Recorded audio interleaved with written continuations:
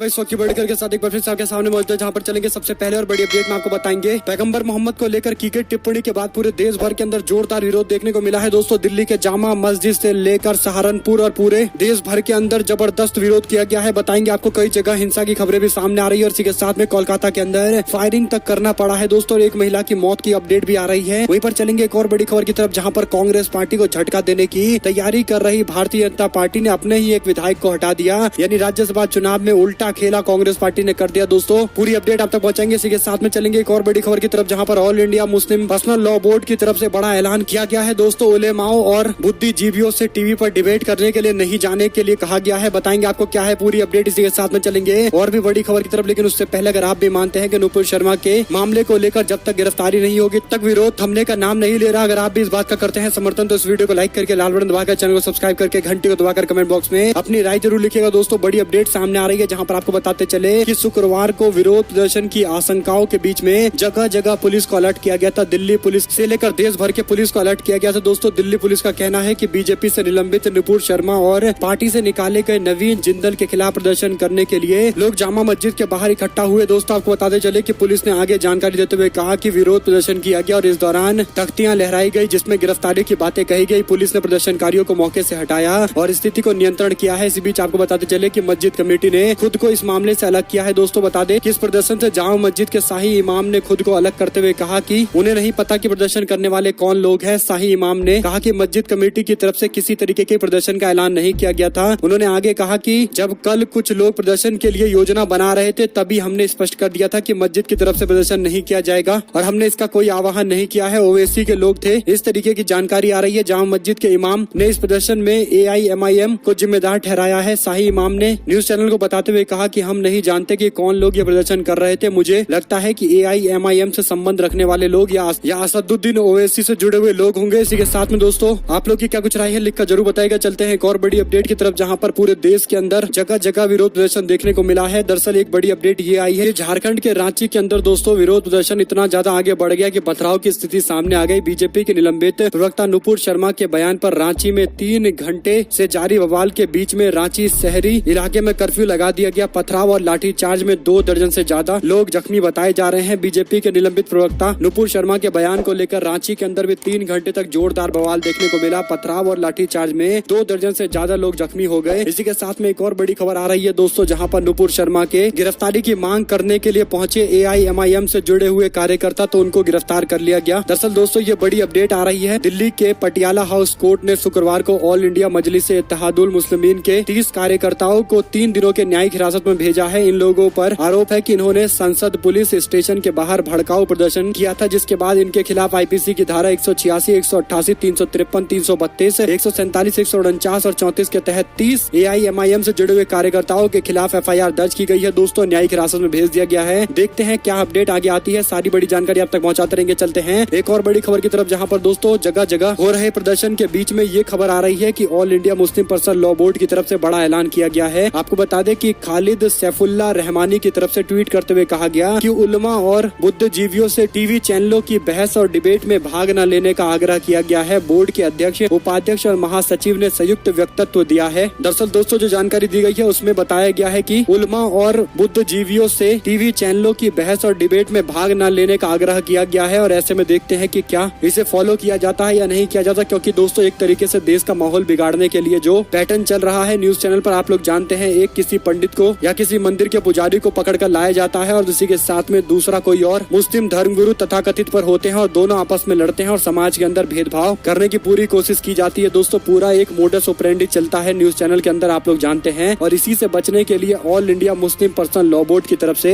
ये हिदायत दी गई है कि डिबेट में नहीं जाना है, खासकर उलमा और बुद्धिजीवियों को। आप लोग की इस पर क्या कुछ राय है लिखकर जरूर बताएगा। चलते हैं एक और बड़ी अपडेट की तरफ, जिसमें भाई बिक्रम मजीठिया से मिलने जेल पहुंची उनकी बहन हरसिमरत कौर बादल। ADGP पर बड़ा आरोप लगाया है। उन्होंने कहा कि एडिशनल DGP की हमसे दुश्मनी है, उन्हें इसलिए परेशान किया जा रहा है, यानी बिक्रम सिंह मजीठिया को किए जा रहे परेशानी के लिए ये बयान उनकी तरफ से आया है, यानी हरसिमरत कौर की तरफ से ये बयान सामने आया है। उनका आरोप है कि राजनीतिक विद्वेष के तहत उनके खिलाफ इस तरीके की कार्रवाई की जा रही है। उनको जेल से जमानत नहीं दिलवाने के लिए हर संभव प्रयास किए जा रहे हैं। एक और बड़ी अपडेट आ रही है, जहाँ पर दोस्तों जनता दल सेकुलर ने क्रॉस वोट के बाद कुमारस्वामी ने खोया अपना आपा, कहा भाजपा की B टीम है कांग्रेस पार्टी। 16 राज्यसभा की सीटों सीटों पर मतदान हो चुके हैं दोस्तों, जिसमें से सभी राजनीतिक दलों ने एड़ी चोटी का दम लगा दिया अपना राज्यसभा का मेंबर बनाने के लिए। लेकिन राज्यसभा चुनाव के लिए जारी मतदान के बीच में कर्नाटका के अंदर जनता दल सेक्युलर के नेता एच.डी. कुमारस्वामी ने कांग्रेस पार्टी को जमकर अपने निशाने पर लिया। उन्होंने कांग्रेस पार्टी को भाजपा की बी टीम करार दे दिया। दरअसल कई जेडीएस के विधायकों ने कांग्रेस को वोट दे दिया था, जिस पर भड़कते हुए एच.डी. कुमारस्वामी ने कांग्रेस की तुलना भाजपा से कर दी। कुमारस्वामी ने कहा कि श्रीनिवास गौड़ा ने कांग्रेस को वोट दिया, एस.आर. श्रीनिवास ने जनता दल सेक्युलर को वोट नहीं दिया। कांग्रेस पार्टी ने आज अपना असली चेहरा दिखा दिया। कांग्रेस भाजपा की बी टीम है, दरअसल यही मुख्य अपराधी है और इन्हीं की वजह से भाजपा का उदय हुआ है। मालूम हो कि मतदान के बाद जैसे ही जनता दल सेक्युलर के विधायक श्रीनिवास गौड़ ने कहा कि उन्होंने कांग्रेस के पक्ष में वोट किया है क्योंकि ऐसा करना उन्हें पसंद है, इस पर एच.डी. कुमारस्वामी गुस्से से लाल हो गए। उन्होंने बताया कि कर्नाटका में कभी एक दूसरे के दोस्त रहे जेडीएस और कांग्रेस पार्टी इस वक्त राज्यसभा चुनाव में एक दूसरे के आमने सामने है, लेकिन उनका ही विधायक तोड़कर कांग्रेस पार्टी ने दिखा दिया है कि उसमें और भाजपा में कोई अंतर नहीं है। इसी के साथ में दोस्तों एक और बड़ी अपडेट है कि जनता दल सेक्युलर को तो कांग्रेस पार्टी ने झटका दिया ही दिया। इसी के साथ में भारतीय जनता पार्टी जो अपने आप को जोड़ तोड़ की राजनीति का सबसे बड़ा दिग्गज बताती है, उसको भी राजस्थान के अंदर कांग्रेस पार्टी ने तगड़ा झटका दिया है। कांग्रेस पार्टी के नेता अशोक गहलोत की इस तरीके की तैयारी रही कि भारतीय जनता पार्टी के एमएलए सुब्रानी कुशवाहा ने क्रॉस वोटिंग कर दिया और कांग्रेस पार्टी के कैंडिडेट को वोट दे दिया दोस्तों। राजस्थान के अंदर कांग्रेस पार्टी के तीनों कैंडिडेट जीत गए हैं और ऐसे में भारतीय जनता पार्टी की तरफ से क्रॉस वोटिंग हो गई है और जो बिजनेसमैन सुभाष चंद्रा चुनाव लड़के जैसे तैसे माहौल को अपने पक्ष में बदलने की कोशिश, जोड़ तोड़ की राजनीति और पैसे का खेल करने की कोशिशें कर रहे होंगे, वो पूरी तरीके से फेल और ध्वस्त होता दिखाई दिया है। मुख्यमंत्री अशोक गहलोत के सामने दोस्तों कोई भी बीजेपी का एजेंडा नहीं चल पाया। खासकर भारतीय जनता पार्टी जिस तरीके से विधायकों को अपने पक्ष में लाती है वो भी पूरी तरीके से फेल नजर आ रहा है। एक और बड़ी अपडेट की तरफ रुख करते हैं, जिसमें उत्तर प्रदेश के अंदर मंत्री जितिन प्रसाद के सामने ही बीजेपी के विधायक और पिछड़ा वर्ग के पदाधिकारी आपस में भिड़ गए। जमकर दोस्तों गाली गलौज की गई है। यूपी में लोक निर्माण विभाग के मंत्री जितिन प्रसाद 9 जून की शाम को सर्किट हाउस पहुंचे थे। उन्हें विभाग के समीक्षा के लिए बुलाया गया था। इससे पहले मंत्री ने गुरुवार रात को कार्यकर्ताओं से मिलकर स्थिति समझने के बाद जनप्रतिनिधियों और कार्यकर्ताओं को आमंत्रित किया। बैठक में भाजपा के पिछड़ा वर्ग के प्रदेश कार्यकारिणी के सदस्य मनमोहन सैनी ने लाइन पार क्षेत्र के अंदर कुछ मोहल्लों का नाम लेते हुए इन इलाकों में विकास कराने की बात कही। इस बीच मुरादाबाद नगर के विधायक रितेश गुप्ता ने कहा कि आपकी बात खत्म हो गई, अब आप बैठ जाइए। इस पर बात आगे बिगड़ गई और दोनों के बीच में तकरार ऐसी बढ़ गई दोस्तों कि एक दूसरे को गाली गलौज देने लगे। और बड़ी बात यह रही कि मंत्री जी खुद सामने मौजूद थे, लेकिन मंत्री जी क्या ही करते। एक और बड़ी अपडेट की माने तो राजस्थान के अंदर भाजपा को पटकनी देकर कांग्रेस पार्टी ने 3 कैंडिडेट जिताए दोस्तों। सबसे पहले नाम है प्रमोद तिवारी का, जिन्होंने 41 वोट इकट्ठा किया है, जबकि मुकुल वासनिक को 42 वोट मिले हैं और रणदीप सिंह सुरजेवाला को 43 वोट मिले हैं। बीजेपी के घनश्याम तिवारी को 43 वोट मिले हैं। तो राज्यसभा की सीट को लेकर ये वो नेता है, इनकी लिस्ट के नाम है जो चुनकर आए हैं। इसी के साथ में आपको बता दें कि ओवैसी की AIMIM का महाविकास अघाड़ी को समर्थन राज्यसभा चुनाव में भाजपा के खिलाफ महाविकास अघाड़ी को समर्थन दिया गया है। AIMIM ने महाराष्ट्र के अंदर अध्यक्ष इम्तियाज जलील के माध्यम से ये स्पष्ट करवाया है कि बीजेपी को हराने के लिए उनकी पार्टी यानी AIMIM ने महाराष्ट्र में राज्यसभा चुनाव के लिए महाविकास अघाड़ी को वोट देने का फैसला लिया है। इम्तियाज ने कहा कि हमारे 2 AIMIM के महाराष्ट्र के विधायक को कांग्रेस पार्टी उम्मीदवार इमरान प्रतापगढ़ी को वोट देने के लिए कहा गया है। बता दें कि कल ही उद्धव ठाकरे से कुछ नेताओं ने मुलाकात की थी, जिसके बाद ओवैसी की पार्टी ने ये ऐलान किया है। चलते हैं एक और बड़ी अपडेट की तरफ, जहां पर राज्यसभा चुनाव में राजस्थान में वोट पर्ची हाथ में लेने पर विवाद खड़ा हो गया दोस्तों। गौरतलब है कि पोल ऑब्जर्वर विधायक को वोट नहीं रख सकते। एमएलए सीक्रेट बैलेट में वोट डालने से पहले अपना वोट ऑब्जर्वर को दिखाते हैं, लेकिन इस पर विवाद खड़ा हो गया। हालांकि ये विवाद पूरी तरीके से फेल रहा और राजस्थान के अंदर कांग्रेस पार्टी ने 3 उम्मीदवार जिता लिए हैं और सुभाष चंद्रा के लिए एक तरीके का तगड़ा झटका है दोस्तों। इससे पहले हरियाणा के अंदर बड़ा खेल करते हुए सुभाष चंद्रा भारतीय जनता पार्टी के समर्थन से निर्दलीय चुनाव जीतकर पहुंच गए थे। और बड़ी अपडेट ये आ रही है कि नवाब मलिक को मुंबई हाईकोर्ट से नहीं मिली राहत, राज्यसभा में नहीं कर पाएंगे वोट। तो ये 2 झटके लगे थे, जिसके बाद AIMIM ने जो समर्थन दिया है तो अब महाविकास अघाड़ी और मजबूत हो गया। इसी के साथ में दोस्तों बीजेपी ने की महाविकास अघाड़ी के 3 विधायकों के वोट को रद्द करने की मांग, लेकिन वोट रद्द तो चुनाव आयोग तब करेगा जब बीजेपी के पास कोई कंक्रीट एविडेंस हो, लेकिन अभी ऐसा दिखाई नहीं पड़ता। भारतीय जनता पार्टी महाराष्ट्र के अंदर भी बुरी तरीके से महाविकास अघाड़ी गठबंधन के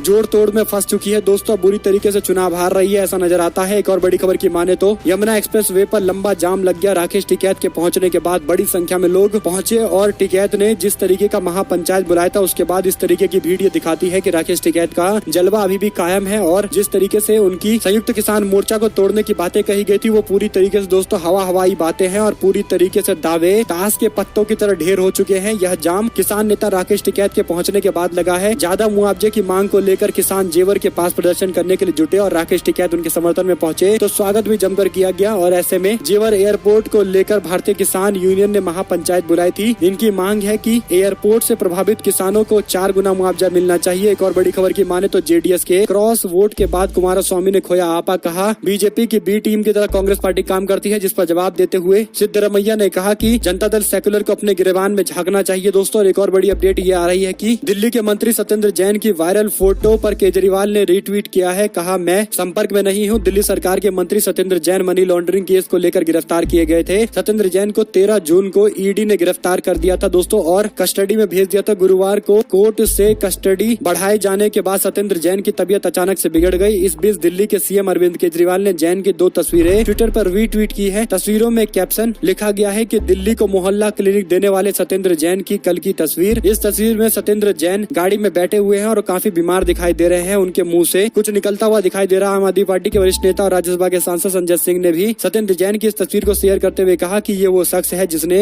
दिल्ली को मोहल्ला क्लिनिक का मॉडल दिया। 5 फ्लाईओवर के निर्माण के लिए दिल्ली की जनता का 300 करोड़ रुपए बचाया। सत्येंद्र जैन की तस्वीर मोदी और उनके मैना पर काला धब्बा है। इसी के साथ में केजरीवाल ने कहा कि जब वे बेहतर महसूस करने लगे तब उन्हें ईडी की टीम वापस लेकर गई है। सत्येंद्र जैन की तस्वीर सोशल मीडिया पर वायरल हो रही है। दोस्तों कई सारे लोग अपने अपने तरीके की प्रतिक्रियाएं दे रहे हैं। वहीं आपको बताते चले कि बीजेपी से निलंबित और निष्कासित नेता नुपुर शर्मा और नवीन जिंदल की गिरफ्तारी की मांग को लेकर देश भर के अंदर जिस तरीके का विरोध देखने को मिला, उत्तर प्रदेश के अंदर भी इसी तरीके का जोरदार विरोध देखने को मिला। हैदराबाद के अंदर भी चार मीनार के सामने जबरदस्त प्रदर्शन करने के लिए हजारों की संख्या में लोग इकट्ठा हुए। प्रयागराज के अंदर दोस्तों यहाँ तक कि पुलिस के साथ प्रदर्शनकारियों की झड़प तक हो गई है। एक और बड़ी खबर की माने तो सांप्रदायिक तनाव, जम्मू कश्मीर में कहीं कर्फ्यू तो कहीं इंटरनेट सेवाएं बंद। जम्मू कश्मीर के डोडा जिले के अंदर भद्रवाह में बीजेपी की पूर्व प्रवक्ता नुपुर शर्मा की पैगंबर मोहम्मद पर की गई अपमानजनक टिप्पणी के विरोध में आयोजित प्रदर्शन के दौरान कथित भड़काऊ भाषण के बाद तनाव की स्थिति पैदा हो गई। जम्मू कश्मीर के डोडा और किश्तवाड़ जिलों में कर्फ्यू लगा दिया गया है, जबकि कश्मीर के कुछ हिस्सों में बंद जैसी स्थिति देखने को मिली। रामबन जिले सहित शेष चिनाब घाटी में धारा 144 लागू कर दी गई है। दोस्तों एक और बड़ी खबर ये है कि कानपुर हिंसा के संबंध में एक और व्यक्ति को गिरफ्तार किया गया है। पकड़े गए लोगों की संख्या मिलाकर 55 पहुंच गई है। उत्तर प्रदेश के कानपुर पुलिस ने सोशल मीडिया पर भड़काऊ और आपत्तिजनक पोस्ट डालने के आरोप में काकादेव इलाके के गिरफ्तार व्यक्ति की पहचान गौरव राजपूत के तौर पर की है। राज्य के बलिया जिले में पैगंबर मोहम्मद पर आपत्तिजनक पोस्ट करने के मामले को लेकर एक और अन्य व्यक्ति को गिरफ्तार किया गया है। वहीं पर एक और बड़ी खबर दोस्तों ये है कि हाँ, मैंने कांग्रेस पार्टी को वोट दिया क्योंकि वो कांग्रेस पार्टी को पसंद करते हैं, इसलिए वोट दिया है। जनता दल सेकुलर के नेता श्रीनिवासन ने खुले तौर पर ये बातें कही है। इसी के साथ में एक और बड़ी अपडेट की तरफ रुख करते हैं, जिसमें पिछले काफी समय से सलमान खान के जान को खतरा बताया जा रहा है। पुलिस सूत्रों ने बताया कि गुरुवार रात को बॉलीवुड के मेगा स्टार सलमान खान और उनके पिता फिल्म लेखक सलीम खान को जान से मारने की धमकी देने वाले शख्स की पहचान कर ली गई है। शख्स की पहचान गैंगस्टर लॉरेंस बिश्नोई के करीबी विक्रम बरार के रूप में हुई है। दोस्तों इस घोषणा के बाद एक और चौंकाने वाली खबर आई है। टाइम्स नाउ ने चौंकाने वाला खुलासा करते हुए बताया है कि दबंग स्टार सलमान खान को जान से मारने की कोशिश की गई। सलमान खान पर हमला करने के लिए गैलेक्सी अपार्टमेंट के बाहर एक शार्प शूटर रखा गया था। रिपोर्टर के मुताबिक लॉरेंस बिश्नोई जो सिद्धू मूसेवाला हत्याकांड का एक संदिग्ध है, उसने सलमान खान को मारने के लिए हॉकी स्टिक के कवर के अंदर एक छोटे बोर के अंदर दोस्तों हथियार छुपा रखा था। इसी के साथ में आपको बता दें कि रिपोर्ट में आरोप लगाया गया है कि गैंगस्टर और उसके आदमी एक्टर की गतिविधियों पर नजर बनाए हुए थे। शार्प शूटर को पता था कि अभिनेता बिना किसी बॉडीगार्ड के पड़ोस में साइकिल चलाने के लिए निकलते हैं। सलमान खान की हत्या की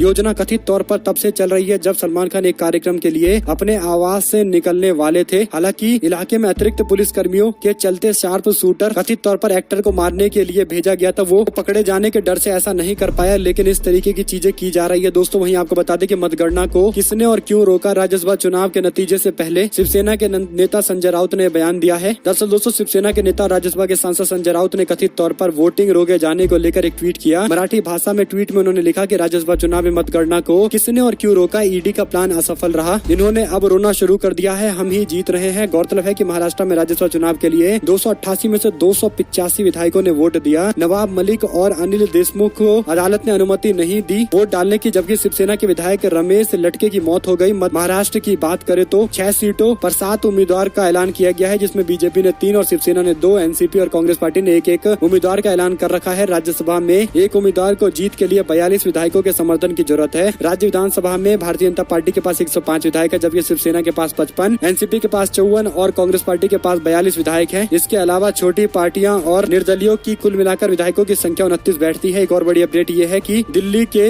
एलजी से मिले अरविंद केजरीवाल पानी की किल्लत किल्लत को लेकर आपस में बातचीत की गई है। दिल्ली के मुख्यमंत्री अरविंद केजरीवाल और उपराज्यपाल विनय कुमार सक्सेना के बीच में साप्ताहिक मीटिंग हुई है। इस मीटिंग के दौरान दिल्ली में पानी की किल्लत के साथ नजफगढ़ ड्रेन को साफ करने के मामले को लेकर बातचीत की गई। इस बाबत सीएम केजरीवाल ने कहा कि एलजी साहब के साथ जो वीकली मीटिंग हुई, इस मीटिंग में दिल्ली के कई सारे मामलों को लेकर चर्चा की गई है। उन्होंने कहा कि इसी तरह हमारी कोशिश है कि इस बार रेन वाटर हार्वेस्टिंग के जरिए ग्राउंड वाटर को फिर से रिचार्ज किया जाए। इसको लेकर उनके साथ चर्चा भी की गई है। वहीं आपको बता दें कि राज्यसभा चुनाव में हरियाणा के अंदर दोस्तों भारतीय जनता पार्टी के चुनाव आयोग से शिकायत की हरियाणा में वोट रोका जाना चाहिए। आपको बता दें कि बीजेपी के प्रतिनिधि मंडल में शामिल केंद्रीय मंत्री मुख्तार अब्बास नकवी ने कहा कि महाराष्ट्र और हरियाणा में राज्यसभा चुनाव के संबंध में भाजपा के एक प्रतिनिधि मंडल ने इलेक्शन कमीशन ऑफ इंडिया के साथ मुलाकात की है। हमारी पार्टी ने विशिष्ट राज्यों में भी शिकायत दर्ज कराई है। उन्होंने कहा कि हमने मांग की है कि मतदान में गोपनीयता के टूटे नियमों के आधार पर इस चुनाव को अमान्य घोषित किया जाए। हरियाणा में राज्यसभा चुनाव के लिए भारतीय जनता पार्टी ने पूर्व मंत्री कृष्णलाल पवार को खड़ा किया है, जबकि पूर्व केंद्रीय मंत्री अजय माकन कांग्रेस पार्टी की ओर से प्रत्याशी हैं। मीडिया कारोबारी कार्तिकेय शर्मा निर्दलीय तौर पर चुनाव लड़ रहे हैं, जिन्होंने इस पूरे मुकाबले को काफी दिलचस्प बना दिया है और इसीलिए माना जा रहा है कि यह दिलचस्प मुकाबला और ज्यादा कठिन हो सकता है। लेकिन दोस्तों बड़ा स्मूथ चुनाव होने के बाद भारतीय जनता पार्टी को अब दर्द हुआ है। बीजेपी के लोगों ने इलेक्शन कमीशन ऑफ इंडिया से इसे गैर कानूनी बताया। इसे कहा कि ये सीक्रेसी का उल्लंघन है और इसीलिए इस पर कार्रवाई होनी चाहिए। इलेक्शन को थोड़ी देर के लिए रोका जाना चाहिए। वहीं पर रुक करते हैं एक और बड़ी अपडेट का, जहां पर भारत को तालिबान का आश्वासन, कहा अफगानिस्तान में पाकिस्तान समर्थित लश्कर ए तैयबा और जैसे मोहम्मद के किसी भी आतंकवादी संगठन को यहाँ पर नहीं पनपने दिया जाएगा। हम पूरी तरीके से कार्रवाई करेंगे और इस तरीके के आतंकवादी संगठन को यहाँ नहीं पनपने देंगे जो भारत की सुरक्षा को लेकर थ्रेट बन रहे हैं। यानी कुल मिलाकर दोस्तों ये आश्वासन तालिबान की तरफ से दिया गया है। आप लोगों को पता होगा कि भारत सरकार एक और बड़े बड़े बयान देते हुए कहती है कि हमारा अफगानिस्तान के साथ बातचीत है, लेकिन बीजेपी भी दूसरी और तालिबान को जमकर कोसती है। लेकिन दोस्तों जब से तालिबान की सरकार आई है तब से अब भारतीय जनता पार्टी की सरकार तालिबान से बातचीत करती दिखाई दी। कई सारे प्रतिनिधि मंडल के बड़े बड़े अधिकारी पहुंचे थे, आपस में बातचीत भी की गई थी। तो अब ये माना जा रहा है कि बीजेपी ने पलटी मार ली है। कम से कम जनता के सामने आकर उसको ये बता देना चाहिए कि उसका क्या एजेंडा है अफगानिस्तान को लेकर। क्या तालिबान को सच में सरकार मानती है भारतीय जनता पार्टी? बिल्कुल मानती है दोस्तों, क्योंकि जिस तरीके की हरकत बीजेपी के नेताओं ने की है और जिस तरीके से बीजेपी सरकार की पॉलिसी है, ये इस बात को स्पष्ट कर देता है। चलते हैं एक और बड़ी अपडेट की तरफ, जिसमें पंजाब में जब से आम आदमी पार्टी की सरकार आई है दोस्तों, तो किसी न किसी मामले को लेकर उनके सरकार के मंत्री या फिर नेता चर्चा में बने रहते हैं। पंजाब सरकार बनने के बाद आम आदमी पार्टी लगातार सुर्खियों में है, चाहे भ्रष्टाचार के खिलाफ अपने ही मंत्री को बर्खास्त करने का मामला हो या फिर पंजाबी सिंगर सिद्धू मूसेवाला हत्याकांड को लेकर उठे सुरक्षा के सवाल को लेकर हो। पंजाब के परिवहन मंत्री लालजीत सिंह भुल्लर का एक वीडियो सोशल मीडिया पर वायरल हो रहा है, जिसमें कार की छत पर बैठकर स्टंट करते हुए खुद मंत्री जी दिखाई दे रहे हैं। ये वीडियो सोशल मीडिया पर जबरदस्त तरीके से वायरल हो रही है, जिसके बाद पक्ष से लेकर विपक्ष के नेता इस पर सवाल खड़े करते हुए कह रहे हैं कि मंत्री जी को कम से कम इस तरीके का मैसेज नहीं देना चाहिए। अपनी सुरक्षा की उनको परवाह नहीं है, हमें इसका भी कोई चिंता नहीं है, लेकिन उनको गलत मैसेज नहीं देना चाहिए। गाड़ी के ऊपर बैठकर इस तरीके का मैसेजिंग करना, ये अपने आप में समाज के अंदर कानून तोड़ने के लिए लोगों को प्रोत्साहित करने वाला है और इसीलिए इस पर कठोर से कठोर कार्रवाई होनी चाहिए। दोस्तों मंत्री लेवल का व्यक्ति अगर इस तरीके की चीजें कर रहा है तो कहीं ना कहीं इस पर संज्ञान जरूर लेना चाहिए। एक और बड़ी अपडेट की माने तो पैगंबर पर टिप्पणी करने के मामले को लेकर मायावती एक बार फिर से भाजपा नेता पर निशाना साधते हुए कहती हुई दिखाई दी कि जरूर कठोर से कठोर कार्रवाई होनी चाहिए। दोस्तों इसी बीच अगर आप लोग को एक भी खबर अच्छी लगी हो तो इस वीडियो को लाइक करिएगा, लाल बटन दबाकर चैनल को सब्सक्राइब करके घंटी को दबाकर कमेंट बॉक्स में अपनी राय जरूर लिखिएगा और इसके साथ में ये भी लिखकर बताइए कि क्या जिस तरीके से भारतीय जनता पार्टी के नेताओं ने, खासकर विधायकों ने दोस्तों क्रॉस वोटिंग करके कांग्रेस पार्टी के नेताओं को वोट दे दिया है, क्या भारतीय जनता पार्टी को कड़ी चुनौती देने के लिए आप मानते हैं कि अशोक गहलोत एक बड़े दिग्गज नेता हैं? अगर आप लोग की भी ये राय है तो इस वीडियो को लाइक करिए, लाल बटन दबाकर चैनल को सब्सक्राइब करके घंटी को दबाकर कमेंट बॉक्स में अपनी राय जरूर लिखिएगा। देख रहे थे आपका अपना चैनल जय हिंद जय भारत। दोस्तों बहुत बहुत धन्यवाद सभी लोगों का साथ में जुड़े रहने के लिए। देख रहे थे आपका अपना चैनल जय हिंद जय भारत, वंदे मातरम।